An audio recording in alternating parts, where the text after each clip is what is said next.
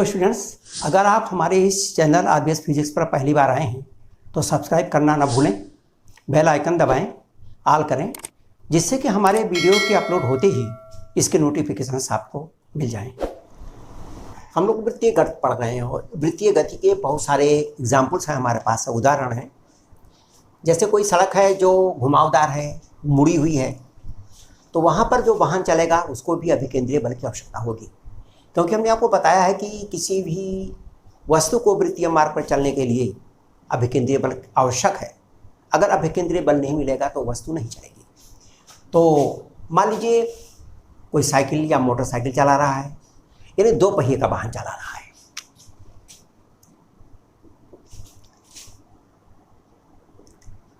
समतल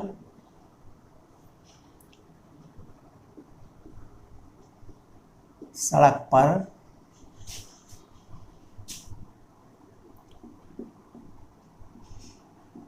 दो पहिया वाहन।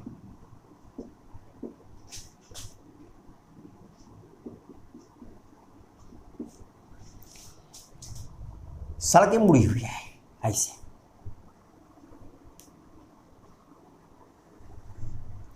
जब तक सीधी सड़क पर चलेगा कोई साइकिल या मोटरसाइकिल वाला, तो वो इस पर सीधा उसकी मोटरसाइकिल, जो साइकिल या मोटरसाइकिल का पहिया होगा, वो ज़मीन को सीधा दबाएगा। ये साइकिल या मोटरसाइकिल का पहिया है, वो इसको सीधा दबाएगा और उसका भार नीचे को काम करेगा और उसका प्रतिक्रिया बल ठीक ऊपर को काम करेगा। सीधा जा रहा है, लेकिन यहाँ पर ये मुड़ा हुआ है। जब ये मुड़ेगा तो सीधा नहीं जा सकता। मुड़ने के लिए इसको अभिकेंद्रीय बल चाहिए और इसलिए ये मुड़ जाएगा। इसकी जो साइकिल का हैंडल है वो इस तरह हो जाएगा, यानी उसका जो पहिया है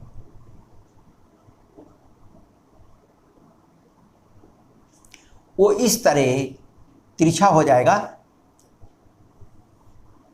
ये जमीन को तिरछा दबाएगा, इसका प्रतिक्रिया बल इस दिशा में काम करेगा। ये इसका आदमी और साइकिल का भार है जो ठीक नीचे को काम करेगा, mg। अब ये साइकिल को जब ये मोड़ देगा, ऊर्ध्व से झुक जाएगा थीटा कोण पर। ये ऊर्ध्व की दिशा है, इससे थीटा कोण पर मुड़ गया।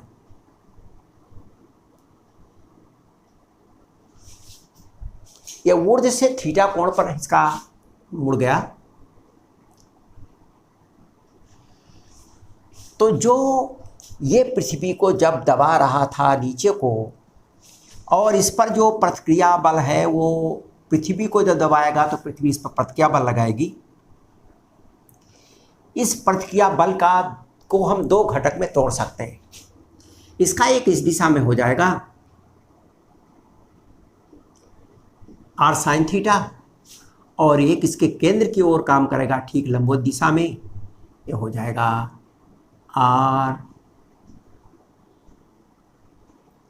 r sin theta. जो पृथ्वी का प्रतिक्रिया बल जिसके कारण से साइकिल चल रही है, मुड़ेगी, इस प्रतिक्रिया बल को दो घटकों में हमने तोड़ा। एक घटक इसका थीटा इधर कोण बन रहा है तो इस दिशा में r cos थीटा होगा, और एक दूसरा घटक इसके लंबवत दिशा में r sin थीटा होगा। अब ध्यान से आप देखें, r cos थीटा इसके भार को संतुलित करता है। r cos थीटा जब साइकिल ये टेढ़ी हो जाती है या मोटरसाइकिल तिरछी हो जाती है मोड़ पर, तो ये जो r cos थीटा है ये इसके भार को बैलेंस करता है, और r sin थीटा ये केंद्र की ओर कार्य करता है।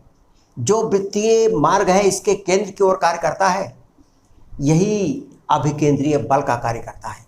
यानी r sin थीटा ही वो अभिकेंद्रीय बल है जो इसको वृत्ताकार मार्ग पर घुमाने का काम करता है। प्रतिक्रिया बल का घटक आर कास थीटा ये बराबर है एम जी के। ये इसके भार को संतुलित करता है। मोटरसाइकिल, साइकिल और आदमी जो बैठा है इसके ऊपर, उसके भार को ये संतुलित करता है। और आर साइन थीटा ही इसको अभिकेंद्रीय बल देता है तथा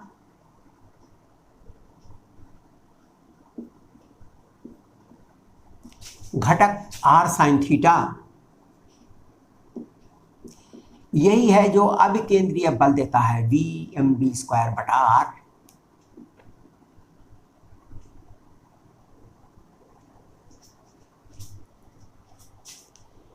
एम बी स्क्वायर बटा आर अभिकेंद्रीय बल इसी आर साइन थीटा से मिलता है।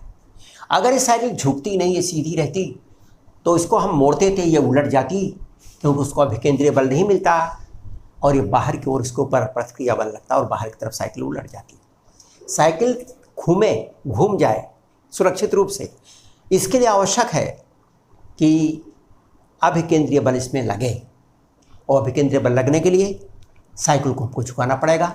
जब साइकिल झुका देंगे तो इस पृथ्वी पर कोई तिरछा दबाएगी तो तिरछा प्रतिक्रिया बल लगेगा। इसके घर्षण के कारण से इसको ये प्रतिक्रिया बल का ये घटक आर साइन थीटा मिलेगा और इसलिए ये इस तरह से सुरक्षित चली जाएगी। यहाँ देखिए समीकरण 2 को 1 से भाग देने पर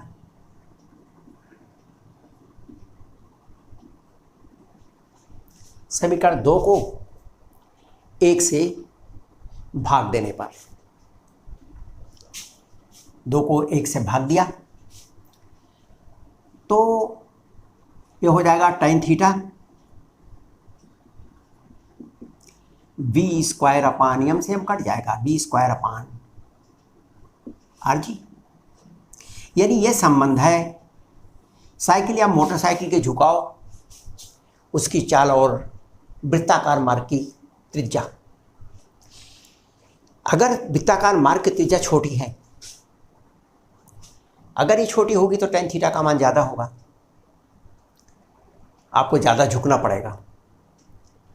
अगर आपको कम झुकना हो, सुरक्षित रूप से हम निकल जाएं और हम स्लिप ना करें, गिरे नहीं, तो उसके लिए आवश्यक है कि बी स्क्वायर कम कर दें। अगर बी स्क्वायर कम भी हो जाएगा तो कम त्रिज्या में आसानी से हम मुड़ लेंगे। ब्रेक लगाकर उसको स्पीड को कम कर दें या उसकी त्रिज्या को हम बढ़ा दें। बजाय थोड़ी दूर से मुड़ने के उसको और दूर से हम मुड़ेंगे। अगर और दूर से हम मुड़ेंगे तो कम झुकना पड़ेगा और सुरक्षित रूप से हम निकल जाएंगे। ध्यान रखें, यहाँ ये जो सड़क समतल है, ये ध्यान रखेंगे, ये तिरछी नहीं है, ये सड़क समतल है। इस समतल सड़क पर जो ये वाहन है ये टेढ़ा हो जाता है, ये टेढ़ा हो गया और टेढ़ा होने के कारण इसका जो घर्षण बल है, इसमें जो घर्षण लगता है इधर एफएस, इसी के कारण इसका अभिकेंद्रीय बल प्राप्त होता है। इसका मतलब जो अभिकेंद्रीय बल है उसका मान एफएस के बराबर होना चाहिए।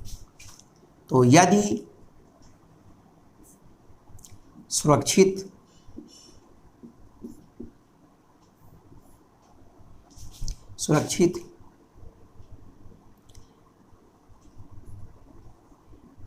वृत्तीय गति के लिए एम बी स्क्वायर बटा आर, इसका मान एफ के बराबर होना चाहिए।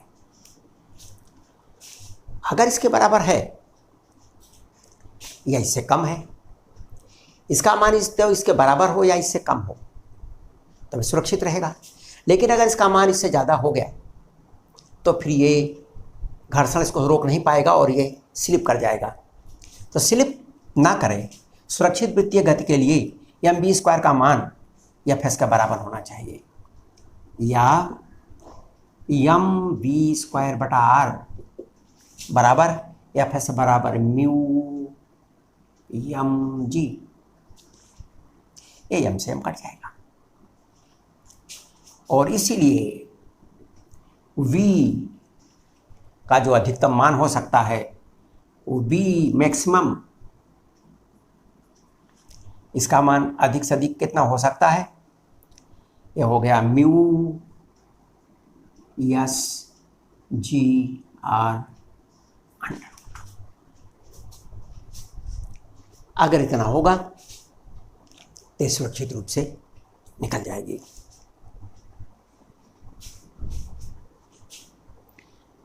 अब ये तो समतल सड़क पर 2 पहिया वाहन की गति है।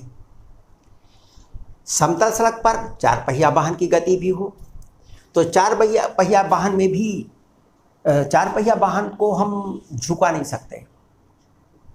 4 पहिया वाहन झुकेगा नहीं, उसको धीरे से ले चलेंगे और उसके लिए वृत्ताकार झुकेगा नहीं वो, लेकिन वो घर्षण के ऊपर काम करेगा और उसके लिए v मैक्सिमम का मान म्यू एस जी आर के बराबर होगा। लेकिन यदि सुरक्षित रूप से सड़क पर वाहन निकल जाएं तो उसके लिए जहाँ घुमावदार सड़कें होती हैं वहाँ पर सड़क की बैंकिंग कर दी जाती है, सड़क झुकावदार बना दी जाती है। एक तरफ सड़क ऊंची बन जाती है, एक तरफ सड़क नीची हो जाती है। तो सब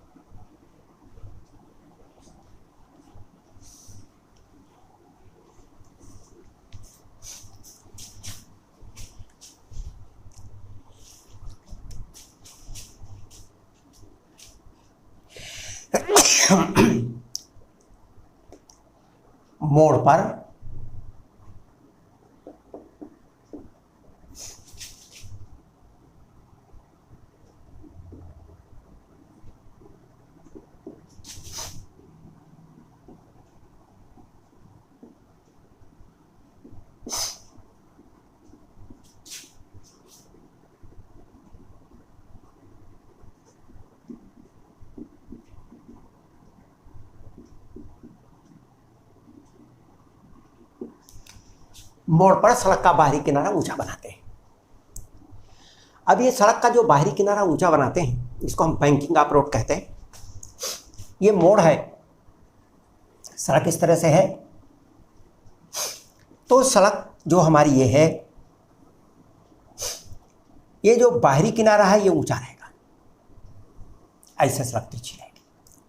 सड़क ही हमारी झुकी रहेगी इस तरह से, इस तरह से सड़कें झुकी रहेगी।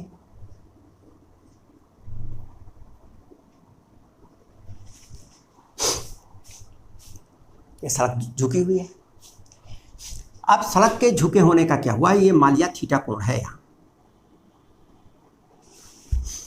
तो जब मोड़ पर कोई वाहन चढ़ेगा, मान लिया 4 पहिया वाहन जा रहा है, उसके यहाँ 2 पहिए दिखेंगे हमको।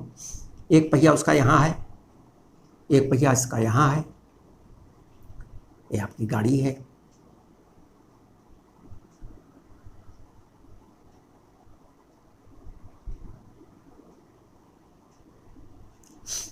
इस तरह से इसके 2 पहिए हैं, गाड़ी आगे की तरफ है, जा रही है गाड़ी। तो ये इसके जो 2 पहिए हैं, 2 पहिए आगे होंगे, इसके 2 पहिए इसके आगे हैं। तो ये जो 2 पहिए इसके हैं, इसका जो केंद्र है, इसका प्रतिक्रिया बल R1 और R2 लगता है। अब मान लीजिए इस R1 R2 का जो परिणामी है, जो इसके केंद्र पर लगता है, वो इस दिशा में ये R है। ये इसके प्रतिक्रिया बल का परिणामी है। और यहाँ पर इसका जो भार है मोटर गाड़ी का, कार का, ये नीचे को काम करता है, mg नीचे को काम करता है।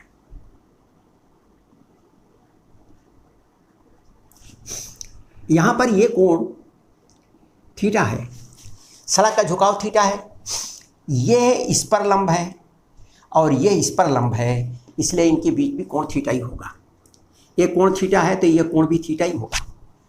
इसलिए जो प्रतिक्रिया बल के 2 घटक हो जाएंगे, आर कास थीटा और इस दिशा में हो जाएगा आर साइन थीटा।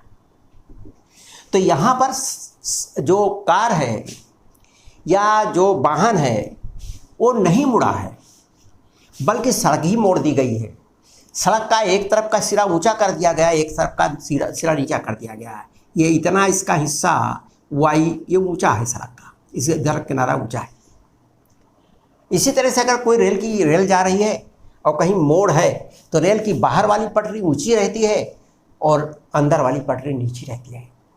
ऊपर और नीचे होने के कारण से ये जो कार्ट है, जो गाड़ी है, वो तिरछा हो जाती है। जब ये तिरछा रहेगी तो इसका प्रतिक्रिया बल, परिणामी प्रतिक्रिया बल तिरछा रहेगा और इसलिए उसका एक घटक आर कास थीटा तो उसके भार को संभालेगा, लेकिन आर साइन थीटा उसको वृत्ताकार मार्ग पर घुमाने का काम करेगा, इसको अभिकेंद्रीय बल देगा। तो इस तरह से ये चार पहिए की जो गाड़ी है ये वृत्ताकार मार्ग पर मुड़ जाती है। अब ये आर साइन थीटा, यहाँ पर जो आर साइन थीटा है ये अभिकेंद्रीय बल है। इस पे आर कास थीटा जो है ये कार्ट का जो भार है उसको बैलेंस करता है और इसलिए टैन थीटा जो गाड़ी का जो सड़क का झुकाव है, टैन थीटा ये बराबर है v²/r²। अगर सड़क समतल है तो वहाँ पर साइकिल या मोटरसाइकिल का झुकाव आप पर है, कितना आप झुकेंगे। लेकिन यहाँ पर तो सड़क झुकी ही हुई है, आप ना भी झुकें तो भी आप झुक के ही जाएंगे। यहाँ पर सड़क पर झुक के ही जा सकते हैं, झुकना पड़ेगा। चार पहिए गाड़ी, कार, ट्रक वो झुक के ही जाएगा, टेढ़ा ही जाएगा। इसका मतलब कि यहाँ टैन थीटा पर हमारा अधिकार नहीं। टैन थीटा इसका फिक्स है, स्थिर है और इसका आर और बी और जी ये स्थिर है, ये स्थिर है। इसका मतलब बी और आर पर हमारा अधिकार है। अगर हम सुरक्षित जाना चाहते हैं तो फिर बी का मान कम होना चाहिए। अगर बी का मान कम रहेगा तो हमारी गाड़ी स्लिप नहीं करेगी, फिसल करके बाहर नहीं गिरेगी। और अगर हमारा इसका चाल ज़्यादा होगी तो गाड़ी हमारी स्लिप कर जाएगी। तो यहाँ पर भी, यहाँ तो टैन थीटा फिक्स है, इसलिए v²/r² में b का मान कम होना चाहिए या r का मान ज़्यादा हो तो आराम से हमारी चार पहिए की गाड़ी निकल जाएगी। क्योंकि ये जो झुकाव है, इस झुकाव में ये फिक्स है, इसमें हम कोई परिवर्तन नहीं कर सकते। यहाँ पर ध्यान देने की बात है कि ये हमारा सड़क की चौड़ाई, ये इसकी ऊंचाई और ये एक्स इसकी चौड़ाई, और इसलिए टैन थीटा बराबर y/x। तो अगर हमको y या x में से कुछ भी ज्ञात हो तो हम सड़क की चौड़ाई या इधर कितना ऊंचा, इसकी तुलना में ये कितना ऊंचा उठाया गया है, हम वो ज्ञात कर सकते हैं। इसीलिए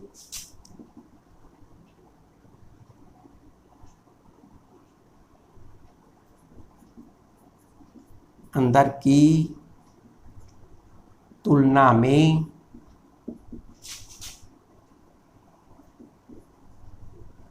बाहरी किनारा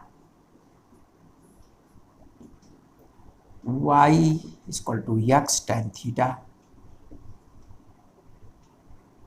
उठाया गया है। ये तो हो गया कि किस तरह से घुमाव पर जो हमारे वाहन है वो सुरक्षित जाए, उसके लिए सड़कों की कैसे बैंकिंग कर दी जाती है, बैंकिंग ऑफ द रोड्स।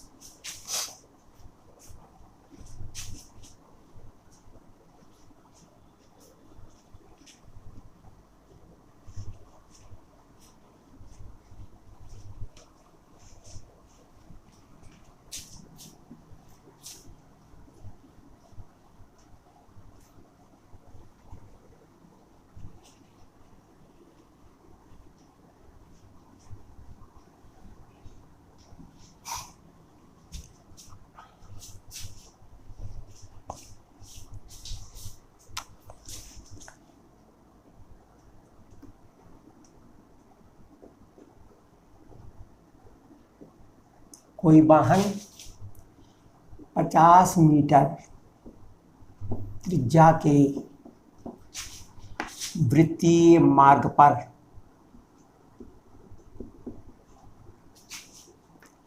अधिक से अधिक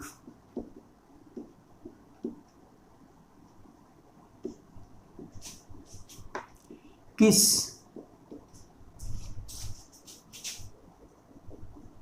चाल से चल सकता है।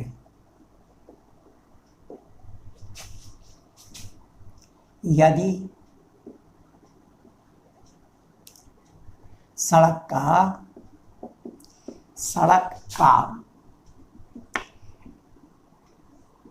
टायर के बीच घर्षण गुणांक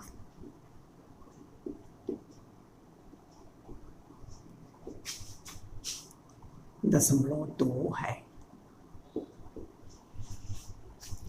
तो कोई वाहन 50 मीटर त्रिज्या के वृत्तीय मार्ग पर चलना है तो आर दिया हुआ है 50 मीटर, वी हमको निकालना है और म्यू भी हमको दिया हुआ है 2।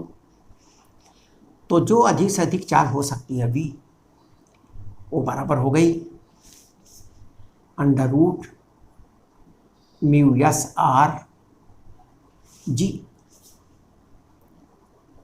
यानी अधिकतम चाल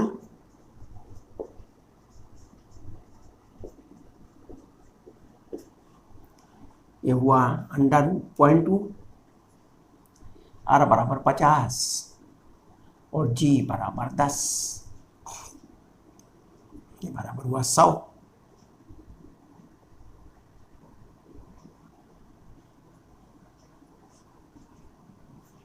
दस मीटर प्रति सेकंड।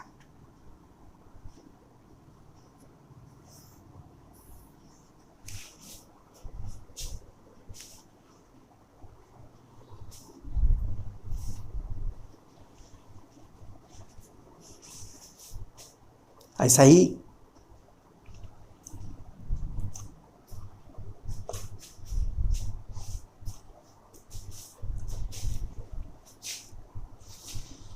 वृत्तीय गति में हम लोगों ने अभी जो पढ़ा है वो क्षैतिज वृत्तीय गति पढ़ी है। हम लोगों ने ऐसी गति पढ़ी है जिसमें कोई भी वस्तु क्षैतिज वृत्त में घूमती है, अर्थात उसके द्रव्यमान का प्रभाव नगण्य रहता है और इसलिए क्षैतिज वृत्त में रहती है। द्रव्यमान अगर ज़्यादा हो जाता है तो वो शंकु पेंडुलम के तरह से वो गति करती है, ये भी हम लोगों ने पढ़ा है। अब आप देखते हैं कि कोई भी वस्तु ऊर्ध्ववृत्तीय गति कर रही है, ऊर्ध्ववृत्तीय गति,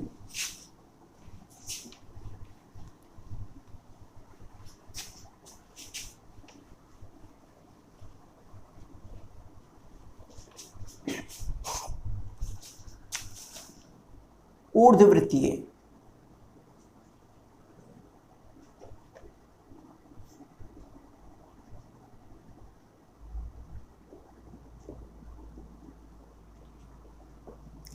ऊर्ध्ववृत्तीय गति। ऊर्ध्ववृत्तीय गति में वस्तु ऊपर नीचे गति करती है, वस्तु ऊपर और नीचे गति करती है इस तरह से। ये उसका केंद्र है,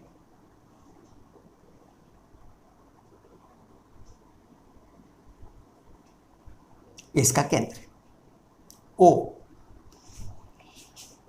वस्तु कभी यहाँ रहती है और वस्तु कभी यहाँ पहुँच जाती है, कभी यहाँ रहेगी कभी यहाँ रहेगी, और इस तरह से यह ऊर्ध्ववृत्तीय गति इसकी होती रहेगी।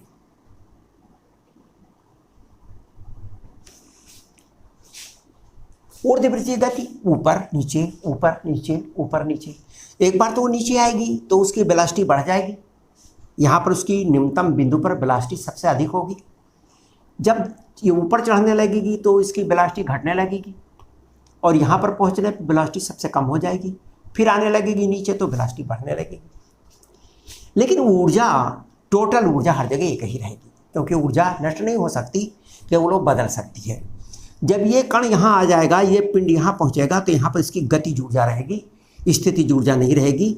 ये न्यूनतम बिंदु है, हम यहीं से ऊर्जा नापेंगे। तो यहाँ पर ऊर्जा, गतिज ऊर्जा रहेगी, स्थितिज ऊर्जा 0 रहेगी। जैसे जैसे ऊपर जाएंगे गतिज ऊर्जा स्थितिज ऊर्जा में बदलती जाएगी, और जब यहाँ पहुँच जाएंगे तो ज़्यादा से ज़्यादा स्थितिज ऊर्जा हो जाएगी, क्योंकि इसकी तुलना में इतनी ऊंचाई पर पहुँच गई है, और इसकी गतिज ऊर्जा कम हो जाएगी। फिर जब नीचे उतरने लगेगा तो फिर गतिज ऊर्जा बढ़ेगी और स्थितिज ऊर्जा घटेगी। इस प्रकार से ऊर्जा इसकी स्थिर रहेगी, केवल गतिज और स्थितिज में रूपांतरण होता रहेगा। अब आइए हम देख रहे हैं इसके एक बिंदु तो इसके पास है जो सबसे नीचे है, सबसे नीचे, जिसको हम कह सकते हैं कि ये इसका ए बिंदु है। ए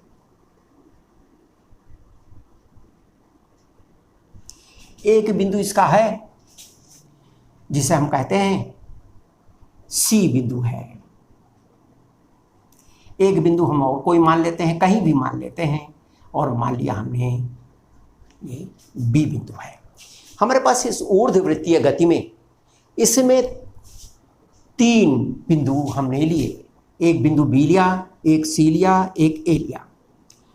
ये चूंकि इस पर चल रही है तो निश्चित रूप से किसी तागे से बंधी होगी, यदि तागा है बंधा, उसी तागे से बंधी हुई है ये। इसी तरह से जब यहाँ है तो भी तागा बंधा हुआ है, यहाँ रहेगी, तागा से बंधा हुआ है। मान लीजिए वो ऊर्ध्व के साथ ही थीटा कोण पर है।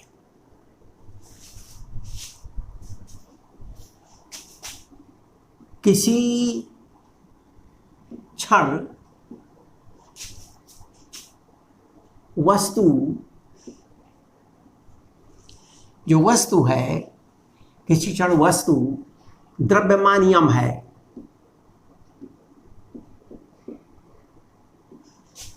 किसी क्षण वस्तु बी पर है। अब बी पर अगर आप ध्यान से देखें तो इस पिंड का भार नीचे को काम करेगा,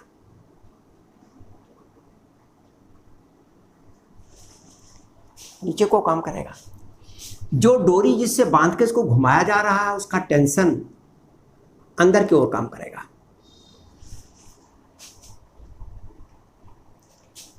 अब जो इसका भार है, इसका एक घटक, जब ये थीटा होगा तो ये कोण भी थीटा ही होगा, इसलिए इसका एक घटक होगा जो अंदर की ओर होगा, केंद्र की ओर। तो इस केंद्र की ओर एक घटक इस यम जी का है, ये है यम जी कास थीटा, और एक घटक इसका है इसकी स्पर्श रेखा की दिशा में। हमको उसकी जरूरत यहाँ नहीं है। यहां पर आप ध्यान से देखें तो बी बिंदु पर केंद्र की ओर लगने वाला बल है टी, यानी डोरी का तनाव, और इसके भार का घटक यम जी कास थीटा। और ये दोनों केंद्र की ओर हैं, इसका मतलब बी बिंदु पर अब केंद्रीय बल बराबर है टी प्लस यम जी कास थीटा। बी बिंदु पर अब केंद्रीय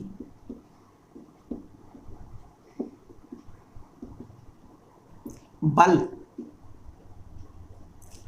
अब केंद्रीय बल को हम लिखते हैं यम, क्योंकि ये बी बिंदु है, यहां पर इसका वेग मान लिया बी होगा, तो यम बी स्क्वायर अपान जितनी बड़ी ये रस्सी है, इसको यल कहिए चाहे इसको आर कहिए, क्योंकि यही तो इसकी त्रिज्या है आर, और ये बराबर है टी प्लस यम जी कास थीटा। टी प्लस यम जी कास थीटा। यहां ध्यान से आप देखें टी भी अंदर को है, इसको अपनी अंदर को खींचता है, अगर अंदर न खींचता तो ये बाहर चला जाता है स्पर्श रेखा की दिशा में। और इसका भार का जो घटक इधर है, ये थीटा कोण बीच में है, तो इस दिशा में जो घटक आएगा एम जी कास थीटा, ये दोनों एक ही दिशा में है, और ये केंद्र की ओर है, और ये बल है। और किसी भी वृत्तीय मार्ग पर चलती हुई वस्तु पर केंद्र की ओर जो भी बल कार्य करता है, हम उसे अभिकेंद्रीय बल कहते हैं। तो बी बिंदु पर अभिकेंद्रीय बल M B square upon R T plus M G cos theta. हम ये भी कह सकते हैं ये बी बिंदु का तनाव है टी बी। तनाव भी जगह जगह बदलता रहता है, ये हुआ टी बी। अब ये जो हमारे पास समीकरण है, हम इसी समीकरण के आधार पर ए और सी पर भी अभिकेंद्रीय बल ज्ञात कर सकते हैं। इसी प्रकार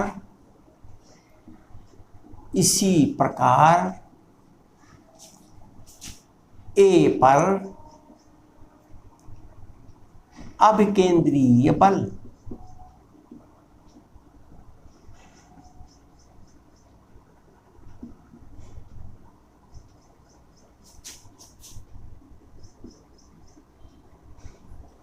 इसी प्रकार ए पर अभिकेंद्रीय बल एम वी ए स्क्वायर बटा आर, ए बराबर हो जाएगा T A.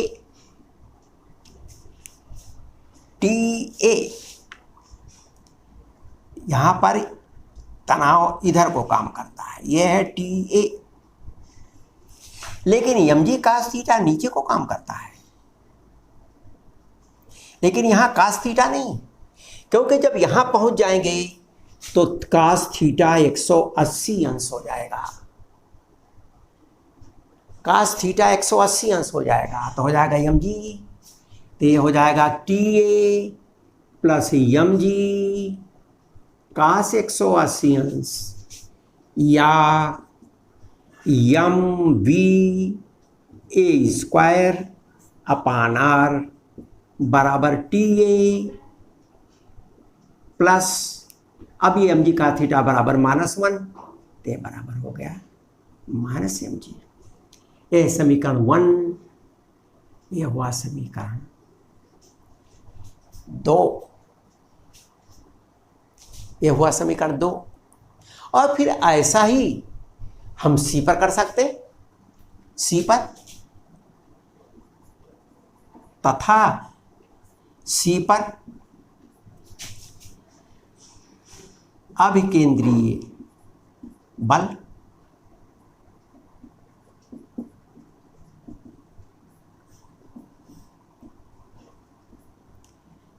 M V C square upon are बराबर टी सी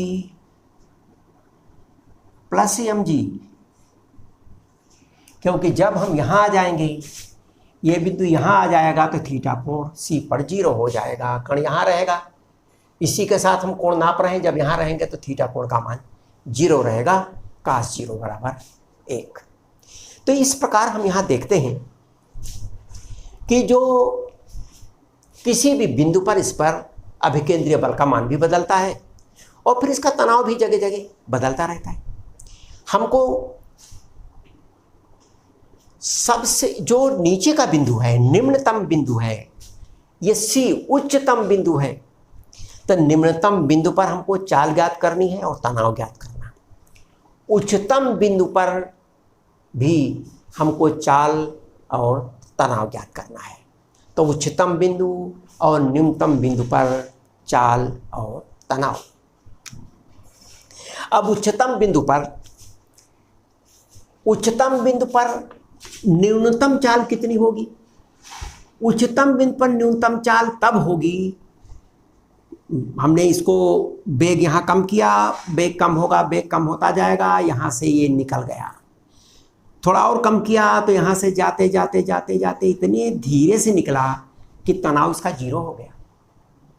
तो यदि उच्चतम बिंदु पर तनाव 0 हो जाए तो उस समय जो वेग होगा, उस समय जो वेग प्राप्त होगा उसे हम न्यूनतम, उच्चतम बिंदु पर न्यूनतम वेग कहेंगे या उसी को हम क्रांतिक वेग कहेंगे।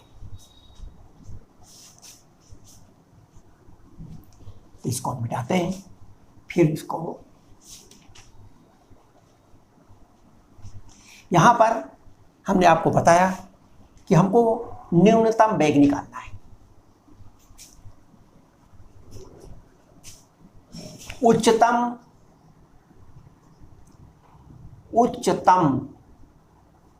बिंदु पर उच्चतम बिंदु कौन सा है, देख रहे हो, उच्चतम बिंदु यानी सी। उच्चतम बिंदु पर न्यूनतम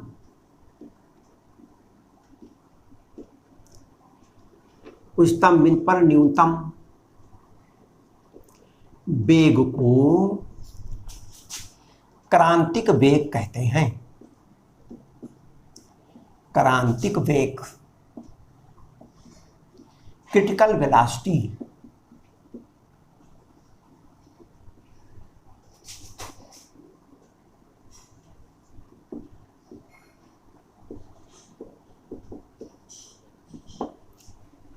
अभी क्रिटिकल वेलोसिटी कितनी होगी? न्यूनतम वेग के लिए टी यानी तनाव बराबर शून्य होना चाहिए। न्यूनतम वेग के लिए तनाव शून्य होना चाहिए। ये उच्चतम बिंदु पर जो तनाव है इसका मान शून्य होना चाहिए, तनाव शून्य होना चाहिए।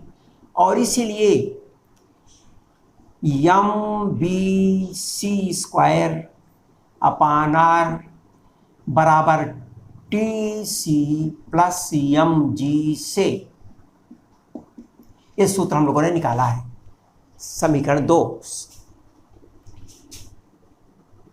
टी सी बराबर 0, इसलिए m B C square upon are बराबर 0 प्लस एम जी। एम से एम कट जाएगा, इसलिए वी सी स्क्वायर बराबर जी आर। और इसीलिए क्रांतिक c p c equal to under root g r. ये क्रांतिक चाल है, उच्चतम बिंदु पर न्यूनतम चाल। और उच्चतम बिंदु पर तनाव, और उच्चतम बिंदु पर तनाव 0 है।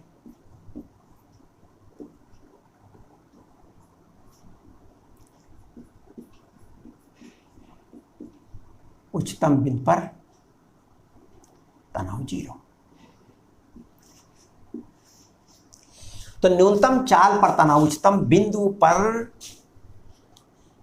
न्यूनतम चाल पर तनाव, न्यूनतम चाल पर तनाव। वैसे तो चाल ज्यादा रहेगी, तनाव रहेगा। ये तो हो गया उच्चतम बिंदु के लिए। न्यूनतम बिंदु पर चाल कितनी होगी? न्यूनतम चाल, संभव चाल कितनी हो सकती है जिससे चक्कर पूता होता रहे? और न्यूनतम तनाव कितना होगा न्यूनतम बिंदु पर? तो उच्चतम बिंदु पर ऊर्जा बराबर न्यूनतम बिंदु पर ऊर्जा।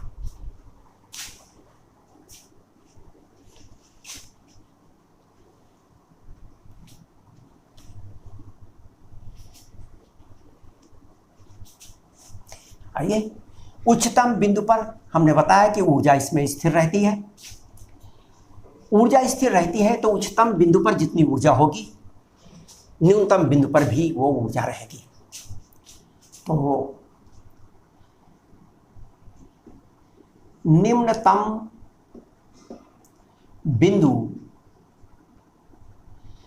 बिंदु ए है पर संपूर्ण ऊर्जा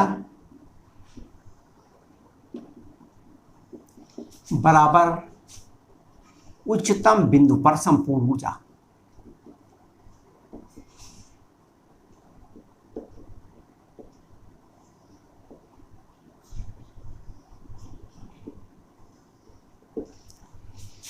निम्नतम बिंदु पर तो केवल गतिज ऊर्जा है, स्थितिज ऊर्जा नहीं है।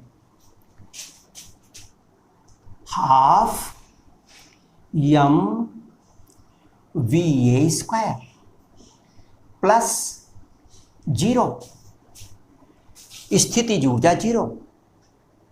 यहां पर स्थितिज ऊर्जा 0 क्योंकि ये सबसे नीचे बिंदु है, ऊंचाई इसकी 0 है। स्थितिज ऊर्जा 0। यहां पर जो टोटल ऊर्जा है E वो बराबर है U प्लस K, गतिज ऊर्जा और स्थितिज ऊर्जा। तो गतिज ऊर्जा है हाफ m VA, यहाँ पर वेलोसिटी हमने मानी तो mVA², लेकिन स्थितिज ऊर्जा यहाँ नहीं है, वो 0 है। और उच्चतम बिंदु पर गतिज ऊर्जा भी है, स्थितिज ऊर्जा भी है। यह हाफ mVC² प्लस स्थितिज ऊर्जा mg और h। यहां से यहां तक की ऊंचाई, यहां से यहां तक की ऊंचाई, यहां से यहां तक r, यहां से यहां तक r त्रिज्या। तो r प्लस r बराबर 2r। तो ऊंचाई हो गई 2r। अब आप ध्यान से देखें, 1/2m, 1/2m कट गया तो यहां बच गया आपका VA²। 1/2 यहां भी कट गया तो यहां आपका बचा BC², और BC² अभी हम लोगों ने निकाला, उसका मान बराबर होता है GR, अभी निकाला हुआ है क्रांतिक चाल। और यहां पर 1/2m निकालेंगे तो m से m कटेगा, लेकिन 1/2 2 नहीं था तो 2 ऊपर गुणा हो जाएगा और ये हो जाएगा 2GR, यानी VA² बराबर 5mgr। m तो कट गया, 4 और 1 5, 5gr। और इसलिए VA बराबर √5gr। ये न्यूनतम बिंदु पर न्यूनतम चाल है, न्यूनतम बिंदु पर न्यूनतम चाल। निम्नतम बिंदु पर न्यूनतम चाल।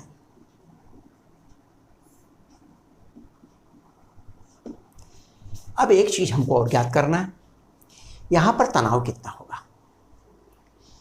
तनाव ज्ञात करने के लिए हम लोगों ने देखा है कि जो अभिकेंद्रीय त्वरण है, अभिकेंद्रीय त्वरण निम्नतम बिंदु पर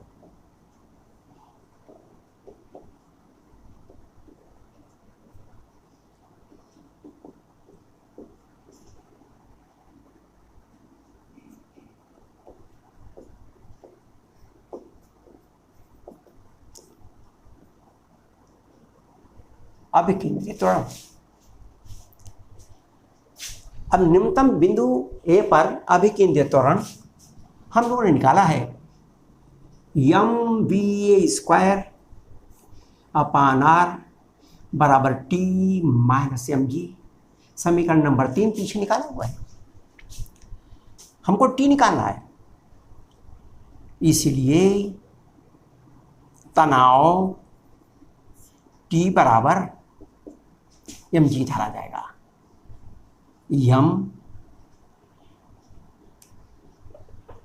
VA² का मान है 5gr बटा r प्लस mg बराबर 6mg।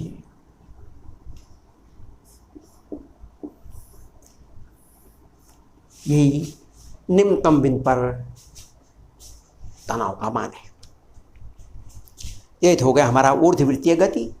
हम सब जानते हैं कि जो ऊर्ध्ववृत्तीय गति है, उस ऊर्ध्ववृत्तीय गति में वस्तु ऊपर नीचे आती रहती है और इसलिए उसका त्वरण, उसका तनाव बदलता रहता है, उसकी चाल भी परिवर्तित होती रहती है। और उसके कारण वो ऊपर नीचे गति में एक तरह से हम ये कह दें कि उसकी चाल में परिवर्तन होता रहता है, लगातार परिवर्तित होती रहती है। वीडियो देखने के लिए बहुत बहुत धन्यवाद। यदि इस चैप्टर में किसी भी प्रकार का डाउट होता है तो आप हमारे कमेंट सेक्शन अथवा हमारे सोशल साइट्स पर जाकर पूछ सकते हैं, जिसका लिंक हमारे डिस्क्रिप्शन पर दिया हुआ है।